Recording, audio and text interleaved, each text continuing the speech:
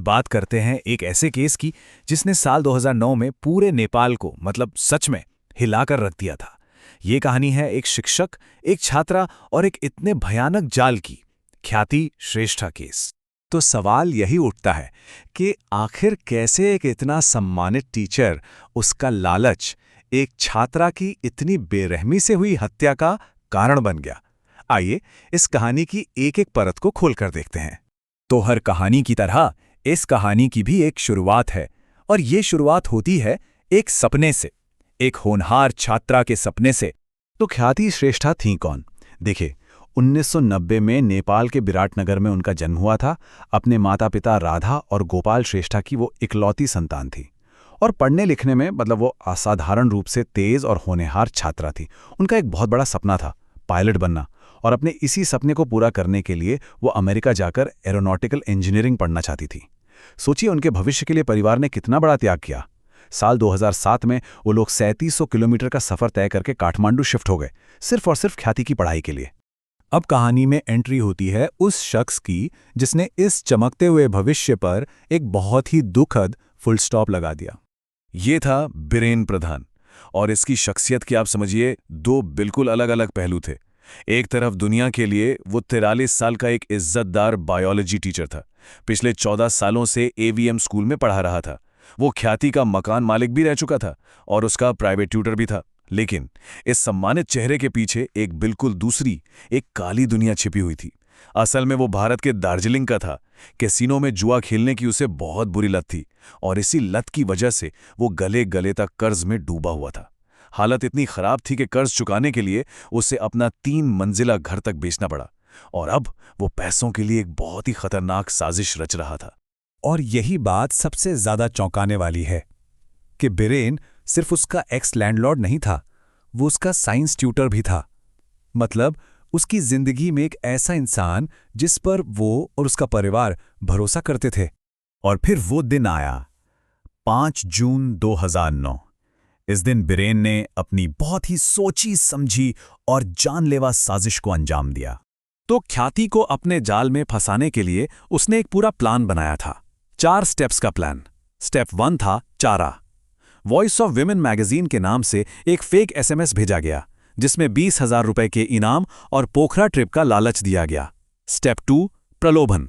बीरेन की एक साथी, सिर्फ 16 साल की मरीना शाक्या ने मैगजीन का प्रतिनिधि बनकर ख्याति को कॉल किया। स्टेप 3 था ख्याति को अकेला करना।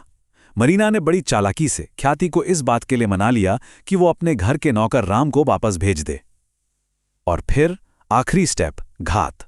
मरीना ख्याति को एक अपार्टमेंट में ले गई जहां बीरेन पहले से ही उसका इंतजार कर रहा था। उस अपार्टमेंट के अंदर बीरेन ने ख्याति की कोल्ड ड्रिंक में नशीली दवा मिला दी। कुछ देर बाद जब उसे होश आया और उसने चीखना चिल्लाना शुरू किया, तो बीरेन ने उसे चुप कराने के लिए क्लोरोफॉर्म का ओवरडोज दे दिया, जिससे दुख की बात है कि ख्याति की मौत हो गई।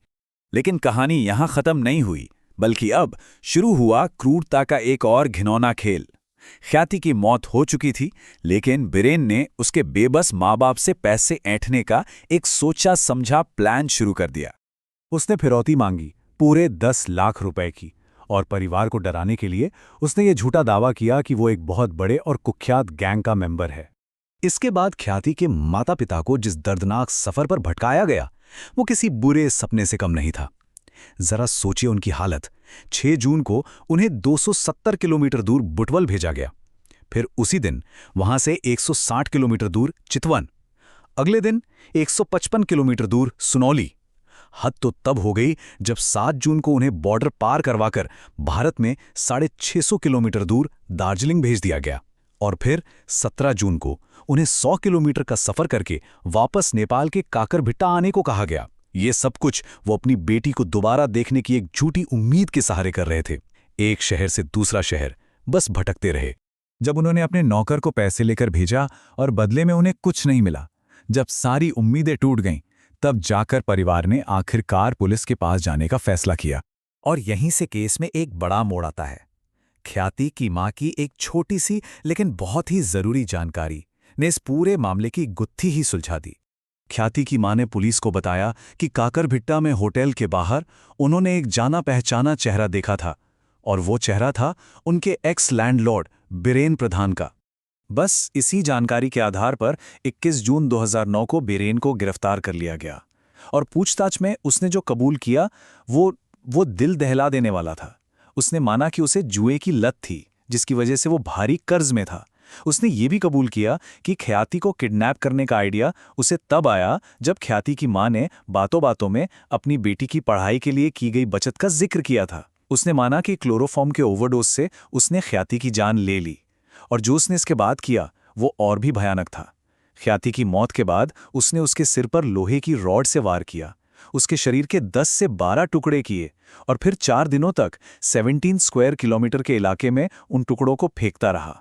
जब इस भयानक अपराध की खबर बाहर आई तो समझ लीजिए पूरे नेपाल में एक भूचाल आ गया।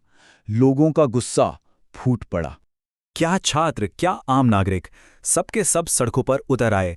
हर तरफ जबरदस्त विरोध प्रदर्शन होने लगे और मांग सिर्फ एक थी, मृत्युदंड, कैपिटल पनिशमेंट, जो कि उस वक्त नेपाल में खत्म कर दी गई थी। तो आखिर में अदालत का फैसला क्या आया? देखिए, बीरेन प्रधान को किडनैपिंग और मर्डर दोनों के लिए 39 साल की जेल हुई। वो आज भी अपनी सजा काट रहा है। और उसकी जो साथी थी मरीना शाक्या, उसे नाबालिग होने की वजह से 20 साल के लिए किशोर सुधार गृह भेजा गया, लेकिन अच्छे बर्ताव की वजह से उसे 2020 में ही रिहा कर दिया गया।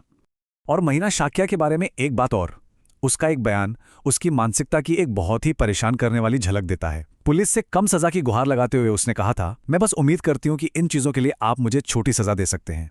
और ये पूरा मामला हमें एक बहुत ही गहरे और सोचने पर मजबूर करने वाले सवाल के साथ छोड़ जाता है कि जब किसी देश का, किसी समाज का भरोसा इतनी बुरी तरह से टूटता है, तो क्या सिर्फ कानूनी न्याय उन घावों को भरने के लिए वाकई काफी हो सकता है?